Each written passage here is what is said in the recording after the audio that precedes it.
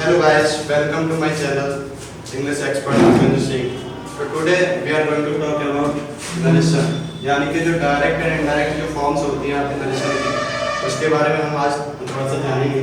तो सबसे पहले आपको इसके बारे में थोड़ा सा बताऊंगा, बेसिक सा बताऊंगा। जैसे आपको बेसिक पता रहना चाहिए हर चीज़ का, ठीक है ना। हर चीज़ों में क्यों बोलते हैं बेसिक के बारे में, क्योंकि जिस लड़के का बेसिक मजबूत होता है तो वो आसानी से हर चीज़ को कैप्चर कर देता है अपने माइंड में। उसी हिसाब से देखो, यहाँ देखो, जैसे मैंने कहा डायरेक्ट एंड इनडायरेक्ट क्या होता है। जैसे मान लो आपका एक फ्रेंड है, ये आप हो। मान लो आपका फ्रेंड आपको कोई बात बताता है और आप उसे सुनते हो, आसानी से सुनते हो। तो अब आपने सुनी बात को, अब तुमने क्या किया कि अपने एक और फ्रेंड आपका, मान लो कोई जिसका नाम, तुम्हारा नाम अमित, इसका आपके फ्रेंड का नाम मान लो कोई एक अमित है और इसका नाम राजू है और इसका नाम मान लेते हैं रोहन है। तो मान लो अमित ने कोई बात कही राजू से और राजू ने कह दी रोहन से, ठीक है ना। यानी कि अमित ने बात कही राजू से और राजू ने कह दी रोहन से। तो यही आपका क्या होता है, इनडायरेक्ट होता है। क्या होता है, इनडायरेक्ट होता है, क्योंकि ये इसकी अमित की बात को राजू सुनेगा और उसके बाद किसको चुगली कर देगा, रोहन को। यानी कि सेम उसी बात हम अपनी लैंग्वेज में समझ सकते हैं कि इसी बात को, यानी अप्रत्यक्ष रूप से हम कहते हैं उसी बात को हम क्या कहते हैं, इनडायरेक्ट। यानी कि किसी चीज का उल्टा। जैसे मैंने कहा अपने फ्रेंड से मैं आज आगरा जाऊंगा और मेरे फ्रेंड ने सुना और मेरे फ्रेंड ने किसी और दूसरे फ्रेंड को बता दिया कि वह आज आगरा जा रहा है। तो ऐसे मतलब किसी चीज का दूसरे फ्रेंड को, यानी कि अप्रत्यक्ष रूप से किसी इनडायरेक्ट पोजीशन में पहुंचाना किसी बात का, वही आपका इनडायरेक्ट नरेशन होता है। तो इसी चीज में हम आज जानेंगे इसके बारे में थोड़ा सा। तो यही सारी चीजें आपको बताने वाला हूं। तो देखो डायरेक्ट की बात करें तो देखो, सबसे पहले अगर हम डायरेक्ट की बात करें तो डायरेक्ट के बारे में समझेंगे, डायरेक्ट नरेशन। तो डायरेक्ट नरेशन की बात करें तो डायरेक्ट नरेशन आपको सबसे पहले आपको समझ लेना चाहिए कि रिपोर्टिंग वर्ब क्या होता है। रिपोर्टिंग वर्ब क्या होता है और दूसरा होता है आपका रिपोर्टेड स्पीच। इतना आपको पता रहना चाहिए, क्योंकि यही सारी चीजें आपको बेसिक मजबूत करेंगे आपके बेसिक को। तो सबसे पहले हम जानते हैं, जैसे मान लो एग्जांपल लिखा मैंने कोई, राम said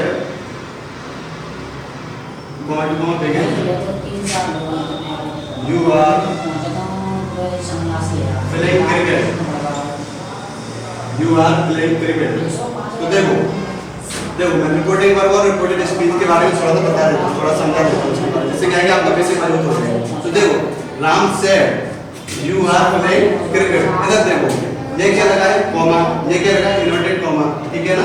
तो यहाँ देखो जो आपका इन्वर्टेड कॉमा से बाहर जो भी बचा भाग होता है उसे हम बोलते हैं रिपोर्टिंग वर्ब। क्या बोलते हैं बेटा, रिपोर्टिंग वर्ब, ठीक है ना। अगर आपका जो रिपोर्ट यानी कि जो इन्वर्टेड कॉमा के अंदर वाले भाग क्या बोलते हैं फिर हम रिपोर्टेड स्पीच, ठीक है ना। क्या बोलते हैं, रिपोर्टेड स्पीच, ठीक है ना। इतना समझ आ गया। तो बस यही सारी चीजें हमें समझना है, क्योंकि स्टार्टिंग में तो आपको यही चीजें समझ जाओगे तो आसानी से आप फॉलो कर दोगे।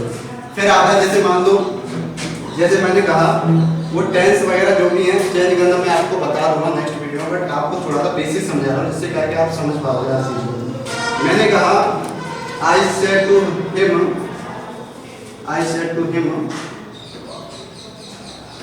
यू आर गोइंग, चलो जैसे I am going to Agra. यानी कि I said to him, मैंने उससे कहा मैं आगरा जा रहा हूँ, ठीक है। तो यानी कि देखो ये आपका कौन सा है, मैं आपको डायरेक्ट के बारे में बता रहा हूँ। अब देखो समझो, अब इनडायरेक्ट में क्या हो जाएगा, तो इनडायरेक्ट में जब हम पहुँचेंगे तो थोड़ा सा चेंज हो जाएगा। यानी कि जो वर्ड्स अर्थ तो वही रहता है, अर्थ का कोई चेंजमेंट नहीं होता है, बस उसका जो है सेंस थोड़ा सा नॉर्मल सा बदल जाता है। जिसके देखो आई, जैसे हम जनरली हम सेड टू के बाद जो भी ऑब्जेक्ट आता है तो हम उसे किस में बदल देते हैं, कॉल्ड में बदल देते हैं। उसके बाद क्या लिखोगे, हिम। और ये इन्वर्टेड कॉमा को हटाकर हम जब असर्टिव सेंटेंस होता है तो हम किस में बदल देते हैं, दैट में। अब इधर देखो आपको सर्वट एक तेज पे ध्यान नहीं देना है, आपको थोड़ा अपना सेंस यूज करना है। जैसे मैंने कहा आई सेड टू हिम, मैंने उससे कहा मैं आगरा जा रहा हूँ। अब ये इधर देखो, तो आपका जो फ्रेंड है मान लो किसी को बताएगा तो कैसे बताएगा, वो है आज आगरा जा रहा है, वह को क्या बोलते हैं हम? तो इधर देखो थोड़ा सा कंफ्यूजन होगा। जैसे मान लो यहाँ पे मैं यही करना, अब इधर देखो क्या करोगे। तो सबसे पहले देखो समझो, थोड़ा सा सेंस थोड़ा चेंज हो जाएगा, इसी वजह से मैं ही कर दिया, समझ नहीं पा रहा हूँ। तो इधर देखो अब आई किससे चेंज होगा, देखो यानी कि ही सेड टू मी, उसने मुझसे कहा I am going to Agra. तो कैसे चेंज करोगे? तो वही तो बात बोल रहा है, तो उसके बारे में बोल रहे हैं, तो क्या यूज करोगे उसी जगह पे कि, और टेंस के साथ से एंड किस में चेंज हो जाता है, वाज गोइंग टू आगरा। तो ये आपका बेसिक है, मैंने आपको कुछ ज़्यादा बताया नहीं, अभी आपको डिटेल में बताऊंगा, बहुत सारी चीज़ें हम नेक्स्ट वीडियो में बताएंगे आपको। ये तो आपको रूबरू करा रहा हूँ इन सारी चीज़ों से, बेसिक है आपका, बेसिक के बारे में बता रहा हूँ, ठीक है ना। ऐसे अगर मैंने एक और एग्जाम्पल लिखा, Rohan said to me I will